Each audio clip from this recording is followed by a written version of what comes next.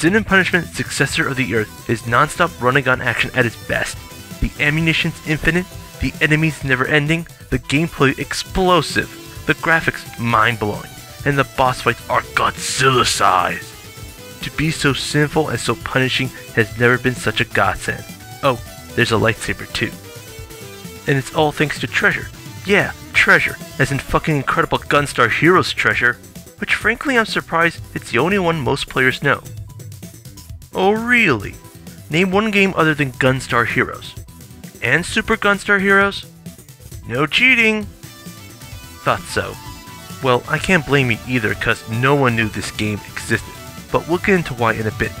All you need to know is, just like the Guardian Legend for the NES, Sin and Punishment is the N64's overlooked masterpiece.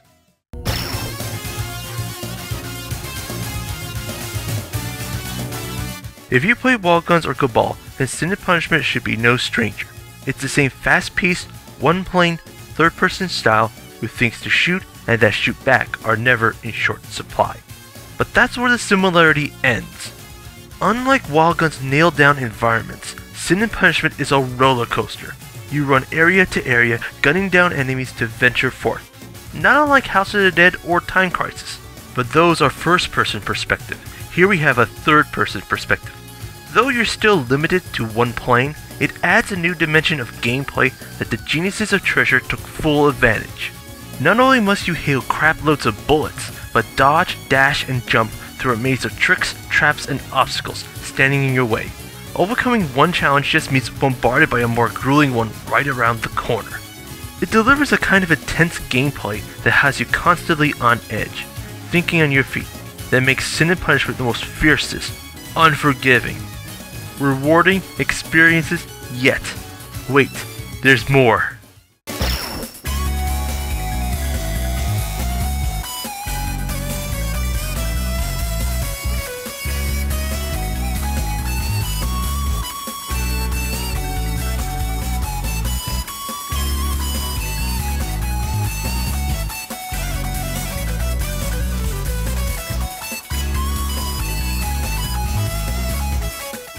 Once again, Treasure proves themselves to be the de facto boss of bosses. For a game with only 10 stages, there sure are a lot of them. Lost my count around 30. Yeah, even has its own giant squid, or octopus, sextopus, whatever. The sheer amount in a non-RPG is a hard target to hit without rehashing old bosses. I mean, Kickmaster and Wild Guns are guilty. No, not Sin and Punishment. Everything has a distinct feel and challenge that makes it uniquely their own. Whether it be upgrades, environmental hazards, enemy backup, or a shift in tactics. No two boss fights are alike, generating an arcade rush that's endlessly fresh as well as exciting. Let's take this big ol' Desideralia! First round, this beast tries to hack and claw a piece of you every chance. The second time, it's wave after wave of fire attacks, fire blades, fire tempests, fire... anything. Number 3 is where the bolts of fury really fly. Suffice to say, there's always tons of shit happening at once. But that's a great thing about Treasure games, besides pushing graphical limitation into an art form. Go a few rounds with 7 Force, then you know what I'm talking about. And if things do get hairy, switch to Lock On. In all this chaotic madness, you might have forgotten there's a timer. Instead of dying when it runs out, it gradually depletes your life till you get more time. It's an interesting concept that's better to set up in Wild Guns, which, in my own opinion, is a cop-out. Let me explain. In that game, when time runs out, you automatically go to a boss fight. Not something uncommon in video games, but it contradicts the nature of shooting games. Shooting stuff up! Because no matter how many bad guys you kill, as long as you're still standing after 60 seconds, that's what counts. So you can be like, fuck you! I'll take my chances running around, thank you very much. But here, you don't have that luxury.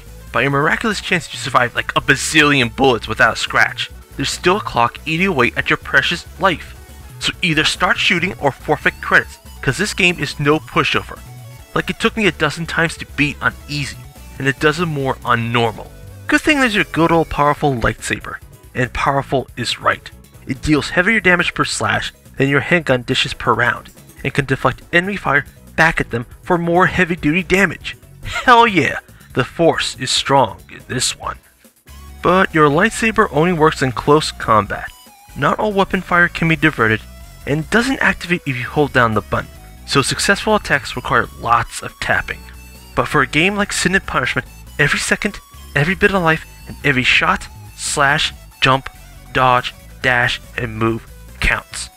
And there's no nukes. Let's go over the checklist. Graphics, awesome. Gameplay, outstanding. Music, catchy. Story, gritty and intriguing. Bosses, epic. Controls, a bit awkward. Firing with the left shoulder button, jumping with the right, and directing your crosshairs via right analog stick will take a little getting used to on the classic controller, since Virtual Console is your only option, unless you can get your hands on the import. I say take up a few training runs to get the hang of it and practice a lot, but don't be surprised if you lose once in a while. Like I said, this game is hard.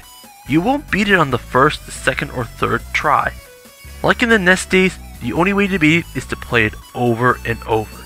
If you can master the controls even a little, then Sin and Punishment is an unforgettable time for $12. Now some of you may be wondering, yes, it's an import. Will you have to learn Japanese? Should I read the funny characters? Do I need to make a theme song? Guys, I understand. I was reluctant too. Till I tried it at a friend's house recently, and... Saki! Oh, Saki! Good morning, Saki. Good morning, Iron. Holy shit, it's in English! Holy shit, it's in English. Does it mean an English version was released? Yes and no. Back in 2000, Nintendo and Treasure were mostly underway in bringing it to the United States under the name Glass Soldier, but Sin and Punishment is way cooler. Problem was, it debuted in Japan late 2000. How's that a problem, you ask? Guess what else was released in late 2000? Yep, the hype machine was kicking all manners of ass, and the GameCube coming out a year later, 2001 was the year many were abandoning the N64.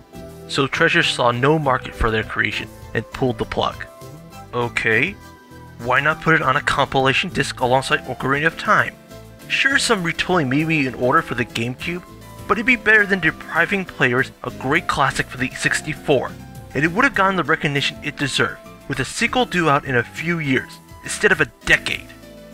Sequel? Oh yeah! There's a sequel coming out this June of this year for the Wii. Rail and arcade fans, I implore you to buy these gems. Sure, there are improvements, but this is evolution, one of which few developers have taken advantage, outside of Zombie Barbecue and Zombie Panic in Wonderland. Still, Sin and Punishment is in a league of its own. What other arcade shooter provides unbelievable action, navigate untold challenges, and amazing boss battles one after another? It truly ranks up there with Guardian Legend and Ys as one of the best games you've never played.